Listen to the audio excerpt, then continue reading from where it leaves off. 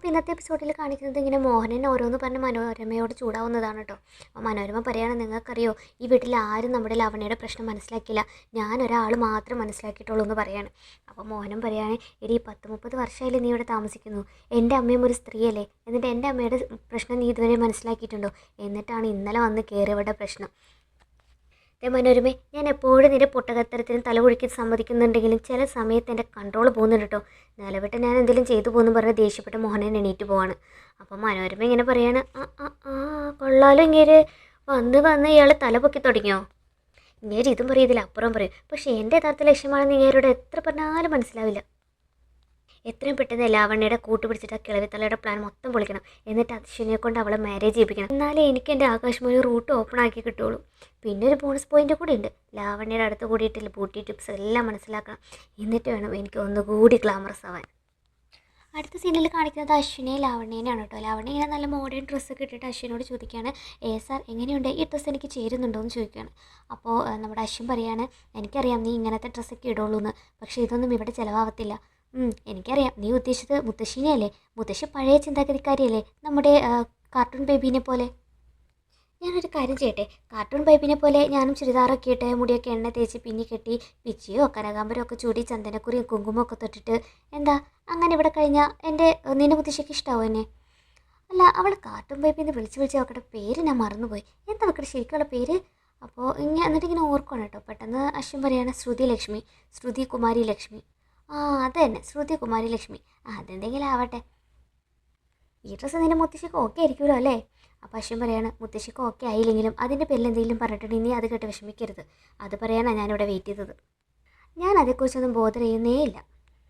ഈ വീട്ടിൽ വന്നത് പിന്നെ എനിക്ക് ഒറ്റ കാര്യത്തിൽ സങ്കടമുള്ളൂ, എനിക്ക് നിൻ്റെ ഒപ്പം ടൈം സ്പെൻഡ് ചെയ്യാൻ പറ്റുന്നില്ലല്ലോ എന്നുള്ളൊരു സങ്കടം. അതിനെങ്കിലും മുത്തശ്ശി ഒരു ഇളവ് തന്നാൽ നന്നായിരുന്നു. അതെ വാ എന്ന് പറഞ്ഞ് വിളിച്ചിട്ട് പോവാണ് കേട്ടോ ലാവണ്യൻ അശ്വിൻ. അങ്ങനെ ഡൈനിങ് ടേബിളിൽ എല്ലാവരും ചായയും പലഹാരവും ഒക്കെ കഴിക്കാൻ വേണ്ടിയിട്ടൊക്കെ റെഡിയാക്കണം കേട്ടോ. മനോരമയും രാമൻ ചേട്ടനെയും കൂടിയിട്ട് എന്നിട്ട് എല്ലാവരെയും ചായ കുടിക്കാൻ വേണ്ടിയിട്ട് ക്ഷണിക്കുകയാണ്. മനോരമ എന്നിട്ട് പറയണേ, ഡയറ്റിനെ കുറിച്ച് പറഞ്ഞപ്പോൾ തന്നെ വല്ലാത്തൊരു വിശപ്പ്, എന്തായാലും ഇന്നത്തെ ചായയും സ്നാക്സൊക്കെ കഴിച്ചിട്ട് നാളെ മുതൽ ഡയറ്റ് എടുക്കാമെന്നൊക്കെ പറയണം കേട്ടോ. അങ്ങനെ എല്ലാവരും ചായ കുടിക്കാൻ വേണ്ടിയിട്ട് വന്നിരിക്കുകയാണ്. ശ്യാമും അശ്വിനും മോഹനനും മുത്തശ്ശി എല്ലാവരും വന്നിരിക്കുകയാണ് കേട്ടോ. അങ്ങനെ ശ്യാമിൻ്റെയും അശ്വിൻ്റെയും നടുക്കുള്ള കസേരയിൽ വന്നിട്ട് നമ്മുടെ ലാവണ്യ ഇരിക്കുമ്പോൾ മുത്തശ്ശി പറയും, അത് അഞ്ജലിയുടെ സീറ്റാണ്, നീ ഇവിടെ വന്നിരിക്കുന്നു പറയാണ് കേട്ടോ. അങ്ങനെ പെട്ടെന്ന് ലാവണ്യ ഇറ്റ്സ് ഓക്കെ എന്ന് പറഞ്ഞിട്ട് അപ്പുറത്തെ സൈഡിൽ വന്നിട്ട് ഇരിക്കുകയാണ് കേട്ടോ. എന്നിട്ട് ലാവണ്യ ചോദിക്കുകയാണ്, ഇവിടെ ഓരോ ചേരനും ഓരോ അവകാശങ്ങളുണ്ടോ? അത് കൊള്ളാലോ. അപ്പോൾ മനോരമ പറയണം, അങ്ങനെയൊന്നുമില്ല, നിയമതിരയിൽ വെറുതെ ഷോ കാണിച്ചതല്ലേ എന്നൊക്കെ പറഞ്ഞ് ചിരിക്കുകയാണ് കേട്ടോ. അങ്ങനെ അഞ്ജലിയും വന്നിരിക്കുകയാണ്. പെട്ടെന്ന് അഞ്ജലിയുടെ മുഖം ഇങ്ങനെ വീർത്തിരിക്കുകയാണ് കേട്ടോ. അപ്പോൾ നമ്മുടെ ശ്യാം പറയുന്നുണ്ട്, രാജകുമാരി വന്നല്ലോ, എന്താ നിൻ്റെ മുഖം വീർത്തിരിക്കുന്നത്? വലിയ ഗൗരവത്തിലാണല്ലോ, എന്താണെന്ന് എന്നോട് പറയില്ലെന്നാണോ? പറ രാജകുമാരി എന്നൊക്കെ പറയണം കേട്ടോ ശ്യാമ. അപ്പോൾ ശ്യാം പറയാണ്, എന്നാൽ ശരി ഞാൻ എൻ്റെ ജോലി തീർത്ത് പോയേക്കാം. അപ്പോൾ പെട്ടെന്ന് അഞ്ജലി പറയണം, ജോലി തീർത്ത് പോയേക്കാന്ന്? അപ്പം എൻ്റെ മുഖത്തേക്ക് നോക്കിയല്ലോ, അപ്പോൾ പിണക്കൊന്നുമില്ലല്ലോ, ഇതറിയാൻ വേണ്ടിയിട്ട് ഞാൻ ചുമ്മാ പറഞ്ഞതല്ലേ എന്നൊക്കെ പറയണം. അങ്ങനെ മുത്തശ്ശി ലാവണ്യോട് ചോദിക്കുകയാണ്, അല്ല കുട്ടി, നേരത്തെ മുട്ട ചേർത്ത സാധനം അല്ലാതെ നിനക്ക് വേറെ എന്തൊക്കെ ഉണ്ടാക്കാൻ അറിയാം? അപ്പോൾ ലാവണ്യ പറയാണ്, അത് പിന്നെ ഈ കോൺഫ്ലെക്സ് ഒക്കെ സൂപ്പർ മാർക്കറ്റിൽ കിട്ടുന്ന പകുതി വന്ന സാധനങ്ങളുടെ കാര്യമല്ല ഞാൻ ചോദിച്ചത്, അടുക്കളയിൽ നിനക്ക് എന്തൊക്കെ പാചകം ചെയ്യാനറിയാമെന്നാണ് ചോദിച്ചതെന്ന് പറയാൻ കേട്ടോ മുത്തശ്ശി. അപ്പോൾ ലാവണ്യ ഇങ്ങനെ ഉരുണ്ട് കളിക്കുകയാണ്. അത് പിന്നെ ചായ ഇടാനെങ്കിലും നിനക്കറിയോ? ഞാൻ ചായ ഇടാറുണ്ട്, ടീ ബാഗൊക്കെ ഉപയോഗിച്ചിട്ട്, ബ്ലാക്ക് ടീ ഗ്രീൻ ടീ ഒക്കെ. അപ്പോൾ മനോരമ പറയണേ, അതെ ഈ സൂപ്പർ മാർക്കറ്റിലൊക്കെ ഈ ടീ ബാഗ്സ് കിട്ടും, വളരെ എളുപ്പമല്ലേ ചായ ഉണ്ടാക്കാൻ? ഞാൻ നിന്നോട് ചോദിച്ചില്ലല്ലോ, നിന്നോട് ചോദിക്കുന്നതിന് മാത്രം നീ ഉത്തരം പറഞ്ഞാൽ മതിയെന്ന് മനോരമയോട് പറയണം മുത്തശ്ശി. എന്നിട്ട് പറയണം, ലാവണ്യ ഞാൻ ചോദിച്ചത് അടുക്കള കയറി ചോറും കറിയും മറ്റു ആഹാരങ്ങളൊക്കെ വെക്കാൻ അറിയാവുന്നതാണ്. അപ്പോൾ ലാവണ്യ പറയണം, അത് പിന്നെ എൻ്റെ വീട്ടിൽ സെർവേഴ്സ് ഉണ്ട്, സോ അതുകൊണ്ട് ഞാൻ കിച്ചണിൽ കയറാറില്ല. വേലക്കാരൊക്കെ ഇവിടെയുണ്ട്, പക്ഷേ ഇവിടുത്തെ സ്ത്രീകൾക്ക് എല്ലാം വച്ചുണ്ടാക്കാനും വിളമ്പി കൊടുക്കാനൊക്കെ അറിയാം, അതൊരു കുറച്ചിലായിട്ട് ഞങ്ങളാരും കണ്ടിട്ടില്ല. അപ്പോൾ അശ്വിൻ പറയാണ്, മുത്തശ്ശി ലാവണ്യക്ക് ഈ പറയുന്ന കുക്കിംഗ് ഒന്നും അറിയില്ല, ഇനി കുക്കിംഗ് അറിയാത്തത് കൊണ്ട് അതൊരു കുറ്റമാണെന്ന് എനിക്കൊരു അഭിപ്രായവുമില്ല. മുത്തശ്ശി പറയാണ്, കുഞ്ഞാ കുക്കിംഗ് അറിയാത്തത് ഒരു തെറ്റില്ലെന്ന് നിനക്ക് ഇപ്പോൾ തോന്നും, പക്ഷേ പിന്നീട് നിനക്ക് നിൻ്റെ അഭിപ്രായം തിരുത്തേണ്ടി വരും. അഭിപ്രായം മാറ്റി പറയുന്ന ശീലം എനിക്ക് പണ്ടേ ഇല്ലെന്ന് പറയാണ് അശ്വിൻ. അപ്പോൾ ശ്യാം പറയാണ്, മുത്തശ്ശി നമുക്ക് ഈ പ്രശ്നം പരിഹരിക്കാവുന്നതല്ലേ ഉള്ളൂ, നമ്മളൊക്കെ ഇല്ല ഇവിടെ. ലാവണ്യ നമ്മൾ അസലായിട്ട് കുക്കിങ്ങിന് ട്രെയിൻ ചെയ്യുന്നു, എന്താ ലാവണ്യ നീ റെഡിയല്ലേ? അപ്പോൾ ലാവണ്യ പറയണ, അതെ ഞാൻ റെഡി. അപ്പോൾ അഞ്ജലി പറയണം, എവിടെ പോയി കുറച്ച് ജിലേബി പഠിച്ചതിൻ്റെ ഗമയാണ് ശ്യാമേട്ടന്. അങ്ങനെ എവിടെ പോയി വെറുതെ പഠിച്ചതെന്നല്ല, നല്ല പാലക്കാടൻ ജിലേബിയും ഗുലാബ് ജാമും ഒക്കെ എൻ്റെ സ്പെഷ്യൽ. സ്വീറ്റ്സ് കഴിക്കണമെങ്കിൽ തനി പാലക്കാട് സ്വീറ്റ്സ് തന്നെ കഴിക്കണം. അപ്പോൾ പെട്ടെന്ന് അശ്വിൻ്റെ മുഖം ഒന്ന് വാടുണ്ട് കേട്ടോ. എന്നിട്ട് അഞ്ജലി പറയണു, ഓ അത് പറഞ്ഞപ്പോഴോ നമ്മുടെ ശ്രുതിയില്ലേ, ശ്രുതി ലക്ഷ്മി, അവളും പാലക്കാടുള്ളതാണല്ലോ. ഇത് കേട്ട് ശ്യാമിൻ്റെ മുഖം ഒന്ന് ചേഞ്ച് ആവുന്നുണ്ട്. അതുപോലെ തന്നെ അശ്വിനും പെട്ടെന്ന് മനസ്സ് ഇതാവുന്നുണ്ട് കേട്ടോ. എന്നിട്ട് അശ്വിൻ പെട്ടെന്ന് ഓർക്കുവാണ് നമ്മുടെ ശ്രുതി ഓഫീസിൽ വെച്ചിട്ട് നിങ്ങളുടെ മുന്നിൽ നിന്നല്ല ഞാൻ നാട്ടിൽ നിന്ന് തന്നെ പോകാമെന്നൊക്കെ പറഞ്ഞത്. അങ്ങനെ ഡിസ്റ്റർബ് ആവാണ് കേട്ടോ അശ്വിൻ. എന്നിട്ട് അശ്വിൻ അവിടെ നിന്ന് പെട്ടെന്ന് എണീറ്റ് പോവാണ്. ഇത് നോക്കിക്കൊണ്ട് ശ്യാമും ഇരിക്കുന്നുണ്ട്. ശ്യാമിൻ്റെ മനസ്സിൽ എന്തൊക്കെയോ ചിന്തകൾ ഓടിക്കൊണ്ടിരിക്കുകയാണ് കേട്ടോ. അടുത്ത സീനിൽ കാണിക്കുന്നത് നമ്മുടെ ശ്രുതിയും പ്രീതി ഇങ്ങനെ ബാഗൊക്കെ എടുത്ത് റെഡിയായി പോകാൻ വേണ്ടിയിട്ട് ഇറങ്ങുവാണ് കേട്ടോ. പെട്ടെന്ന് ശ്രുതി ഇങ്ങനെ അസ്വസ്ഥയാവാണ്. അപ്പോൾ ഇത് കണ്ടിട്ട് പ്രീതി ചോദിക്കുകയാണ്. പെട്ടെന്ന് ശ്രുതി ഇങ്ങനെ ബാഗ് എടുത്തിട്ട് എന്തോ തിരയുവാണ് കേട്ടോ. പ്രീതി ചോദിക്കുകയാണ്, എന്താ ശ്രുതി, നീ എന്തെങ്കിലും മറന്നോ? എന്തോ മറന്നോ എന്നൊരു സംശയം. എന്താ കുട്ടി, എല്ലാം ഉറപ്പുവരുത്തിയിട്ടല്ലേ നീ അറിയത്, ഇനി തിരിച്ചകത്തേക്ക് കയറണമെന്ന് ചോദിക്കണം അമ്മായി. അപ്പോൾ നമ്മുടെ ശ്രുതി പറയണം, അയ്യോ ഞാൻ ആ കൃഷ്ണവിഗ്രഹം വീണ്ടും മറന്നു ചേച്ചി, ഒരു മിനിറ്റ് ഈ ബാഗൊന്ന് പിടിച്ചെന്ന് പറഞ്ഞിട്ട് പെട്ടെന്ന് കൃഷ്ണവിഗ്രഹം അന്വേഷിച്ച് അകത്തേക്ക് കയറി പോകാൻ കേട്ടോ ശ്രുതി. അപ്പോൾ അമ്മായി പറയാണ്, ഭഗവാനെ നിങ്ങളുടെ കൂടെ വരാൻ ഇഷ്ടമില്ലായിരിക്കും, അതുകൊണ്ടായിരിക്കും നീ അതെടുക്കാൻ മറന്നത്. എൻ്റെ കൃഷ്ണ, ഇതൊരു സൂചനയാണെങ്കിലോ എന്നൊക്കെ പറയാണ്. അങ്ങനെ കൃഷ്ണവിഗ്രഹം കയ്യിൽ പിടിച്ചിട്ട് ശ്രുതി ഇങ്ങനെ പറയാണ്, എൻ്റെ കുട്ടി കൃഷ്ണ, എനിക്ക് എന്താ പറ്റിയത്? അമ്മായി പറഞ്ഞ പോലെ ഞങ്ങളുടെ കൂടെ വരാൻ നിനക്ക് ഇഷ്ടമില്ലാഞ്ഞിട്ടാണോ, അതോ ഞാൻ ചെയ്യുന്നതൊക്കെ തെറ്റാണെന്ന് എന്നെ ഓർമ്മിപ്പിക്കുകയാണോ? ഞാൻ എന്താ മനസ്സിലാക്കണ്ടേ? എന്തെങ്കിലും ഒരു സൂചന തന്നൂടെ എനിക്ക്, ഒന്ന് പറയൂന്നേ എന്നൊക്കെ പറയാൻ കേട്ടോ.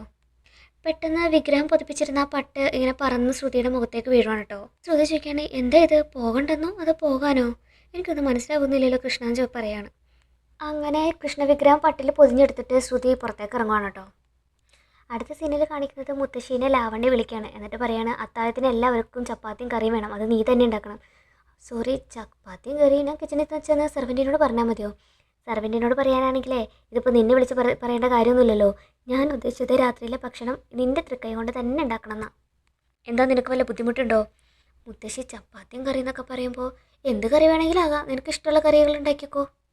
പിന്നെ ഏസാന അധികം ഉപ്പും എരിവൊന്നും ഇല്ലാത്ത കറിയാണ് ഇഷ്ടം, അതൊക്കെ നിൻ്റെ കൈ കൊണ്ടാകുമ്പോൾ രുചി കൂടും എന്നൊക്കെ പറയാണ്. അപ്പോൾ ലാവണ്യ ഇങ്ങനെ ടെൻഷൻ അടിച്ചിങ്ങനെ നിൽക്കണം കേട്ടോ, ഒന്നും മിണ്ടാതെ. മുത്തശ്ശി ചോദിക്കുകയാണ്, എന്താ നിനക്ക് പറ്റുമല്ലോ അത് പറ. സോറി മുത്തശ്ശി, എനിക്കതൊന്നും ഉണ്ടാക്കാൻ അറിയില്ല, വേണമെങ്കിൽ ഞാൻ ഷോപ്പിൽ നിന്ന് ഓർഡർ ചെയ്യാം. അപ്പോൾ മുത്തശ്ശി പറയണേ, അതിന് നിൻ്റെ സഹായം ഇവിടെ ആർക്കും വേണ്ടല്ലോ, നിനക്കറിയാൻ വയ്യാത്ത കാര്യങ്ങൾ ഇവിടെ പെണ്ണുങ്ങളോട് ചോദിച്ച് മനസ്സിലാക്കണം, എന്നിട്ട് സ്വയം ഉണ്ടാക്കി പഠിക്കണം.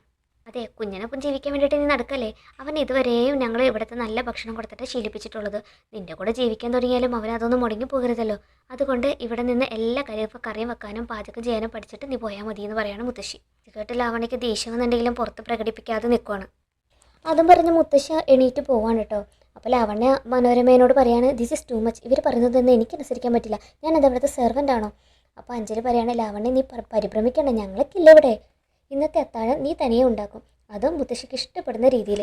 അഞ്ജലി ചേച്ചി എനിക്കതിന് പറ്റുമെന്ന് തോന്നുന്നില്ല. അപ്പോൾ മനോരമ പറയാണ്, don't worry, cool baby cool, നീ ഇവിടെ തന്നെയല്ലല്ലോ, ഞങ്ങൾ നിൻ്റെ കൂടെ ഇല്ലേ, സോ നമ്മൾ ഒരുമിച്ച് ഉണ്ടാക്കും, വെജ് കറിയും ചപ്പാത്തി ഉണ്ടാക്കും, ക്രെഡിറ്റ് മുഴുവൻ ലാവണ്യ ബേബി കിട്ടുകയും ചെയ്യും, അല്ല അഞ്ജലി ബേബി എന്ന് പറയാണ്. അങ്ങനെ അടുത്ത സീനിൽ നമ്മുടെ അമ്മായി ഇങ്ങനെ ഇത് വാതിലെല്ലാം പൂട്ടി ഇങ്ങനെ ഇറങ്ങുകയാണ് കേട്ടോ. അങ്ങനെ ശ്രുതിക്കും പ്രീതിക്കും പോകാനുള്ള വണ്ടി എത്തി. അപ്പോൾ പ്രീതി പറയണ, വാ ഇറങ്ങാൻ, വണ്ടി വന്നു. പക്ഷേ എന്നാലും ശ്രുതി ഇങ്ങനെ നിൽക്കുകയാണ് കേട്ടോ, ഓരോന്ന് ആലോചിച്ച് പോകണോ വേണ്ടയോ എന്താ ചെയ്യേണ്ടതെന്നുള്ള ഒന്നും മനസ്സിലാവാത്ത രീതിയിൽ ഇങ്ങനെ നിൽക്കുകയാണ്. അപ്പോൾ പ്രീതി പറയണ, ശ്രുതി അമ്മായി നിങ്ങൾ ഇറങ്ങുന്നില്ലേ? അങ്ങനെ പ്രീതി ബാഗൊക്കെ എടുത്ത് വണ്ടിയിൽ വെക്കുകയാണ് കേട്ടോ. അങ്ങനെ പെട്ടെന്ന് ശ്രുതി ബാഗൊക്കെ എടുത്തിട്ട് പിന്നെയും ഒന്നും കൂടി തിരയാണ്, എന്തെങ്കിലും താൻ എടുക്കാൻ മറന്നോ എന്നൊക്കെ. എന്നിട്ട് പെട്ടെന്ന് ധൃതിയിൽ ബാഗൊക്കെ എടുത്തിട്ട് വേഗം ഇറങ്ങുകയാണ് കേട്ടോ. അടുത്ത സീനിൽ കാണിക്കുന്നത് ശ്യാമിനെയാണ് കേട്ടോ. ശ്യാം ഇങ്ങനെ ടെൻഷൻ അടിച്ച് ഈ സമയം ഫോൺ ചെയ്തുകൊണ്ടിരിക്കുകയാണ്, ശ്രുതിനെ. പക്ഷേ വീട്ടിൽ ആരും ഇല്ലാത്തത് കൊണ്ട് ലാൻഡ് ഫോൺ ഇങ്ങനെ റിങ് ചെയ്യുന്നതല്ലാതെ ആരും അത് അറ്റൻഡ് ചെയ്യുന്നില്ല കേട്ടോ.